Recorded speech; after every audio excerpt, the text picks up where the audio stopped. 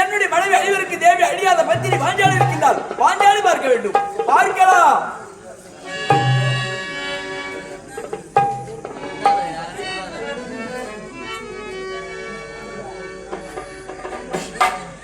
இதே ஊரை சேர்ந்த கோவிந்தசாமி என்று சொல்லக்கூடிய அன்புள்ள மடத்த ஐயா அவர்கள் இதோ மயில வருகிற உள்ள பரிக்கல்பட்டு கனகராஜ் எனக்காக 100 ரூபாய் வாரி வழங்கியுள்ளார்.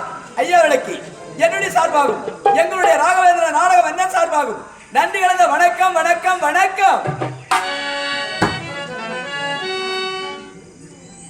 திருப்பரங்குன்றத்தில் நீ திரித்தாய் முருகா திருத்தணி மலை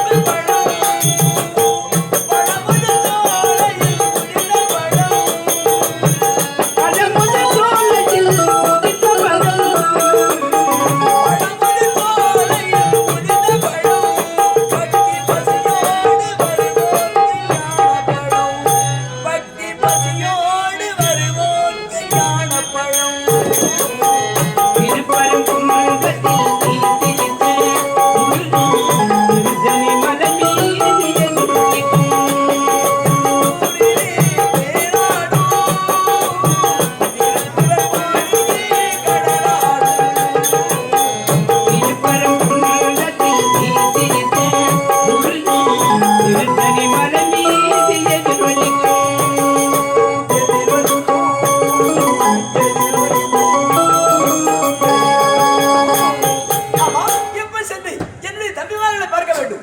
ஐவருக்கு தேவி அழியாத பத்திரை பாஞ்சாலி பார்க்க வேண்டும். பார்க்கலாம் தம்பிமார்களா.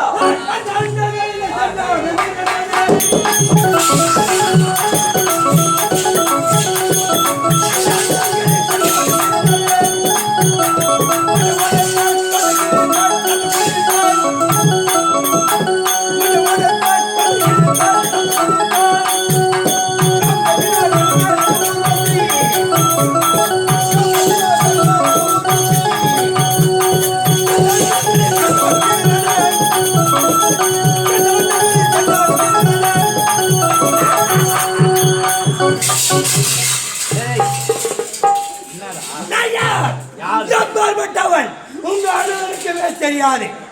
தெரிஞ்சா சொல்ல போறாங்க. என்னுடைய தாய் கொந்தமாதேவி, என்னுடைய தந்தை பாண்டு மகாராஜன். பாண்டு மகாராஜனுக்கும் கொந்தமாதேவிக்கும் 5 ராஜர்கள் பிறந்தோம். 5 பேரு. ஆமா, நீ ஒண்டிதான் மொத்தமா வந்திருக்கிற. என்னுடைய அண்ணன் யாரு? தருமன். ஓ, பெரியவரு. அப்பா அடுத்தாளு யாரு? யாரு? இந்த பீமசேனன். ஓ, நீ அடுத்தாளு. அதுக்கு அடுத்தாளு அர்ஜுனன். அர்ஜுனன். நகுலன். நகுலன். சகாதேவன். சகாதேவன். 5 பிறந்தோம். 5 பேர் பிறந்துட்டீங்க. ஆமா. என்னுடைய வயது என்ன தெரியுமா? வயசு என்ன? ஐயோ, பயமா இருக்குங்க நீ சிரிக்கிறது. இந்த சிரிப்பை நான் ஏன் சிரிக்கிறேன்? எதுக்காக சிரிக்கிறேன்? எதுக்கு சிரிக்கிற? என்னுடைய வயது 5 வயசிலே கடல் ஓரத்திலே ஓரமாக நான் விளையாடி கொண்டே இருந்தேன். என் உயிரை பிடிக்கிறதுக்கு யமதர்மன் வருகிறான். ஓடியாந்தான். என்ன நோக்கி பார்த்தான். ஆஹா, நீ யாரான்னு கேட்டு நான் தான் யமதர்மன். யமதர்மன் அப்படின்னு அவன் தெரிவித்தான். யமதர்மனா? நான் சின்ன குழந்தையாச்சு, எனக்கு 5 வயசாச்சு. 5 வயசாச்சு. எதுக்காக வந்த ஏன் வந்தான்னு கேட்டேன். உன்னுடைய உயிரை பிடிக்கிறதுக்காக நான் வந்தேன் அவன் தெரிவித்தான். என்னுடைய உயிர் தானே பிரிக்க போகிறாய், பிடிடா அப்படி சொட்டி அப்படின்னு கடகடன்னு ஒரு சிரிப்பு தான் சிரித்தேன். ஓ, வேகமா சிரிச்சேன். சிரித்த உடனே அந்த யமகிட்ட இருந்த கதாயுதம் கீழே போட்டு விட்டு பாசகார வீசி விட்டு ஓடி விட்டான் ஒரே ஓட்டமாக. ஓடிட்டான் பயந்து. ஆமா, அந்த 5 வயசுலே கடகடன்னு சிரிச்ச உடனே யமதர்மனே பயந்துட்டான். இப்போது அந்த யமபாட கதையை நான் எடுத்தேன். என் பேர் என்ன தெரியுமா? கதாயுத பீமன். கதாயுத பீமன். கதாயுத பீமன் தெரிவிப்பார்கள். இப்ப ஏன் வந்தேன், எதுக்காக வந்தேன்? அண்ணா அழைத்திருக்கிறார் தர்மநந்தர். ஏன் அழைத்தார், எதுக்கு அழைத்தார் ஒன்றும் புரியவில்லை. சரி, என்னுடைய மனைவி பாஞ்சாலியை பார்க்கிறோம். பார்ப்போம். அண்ணா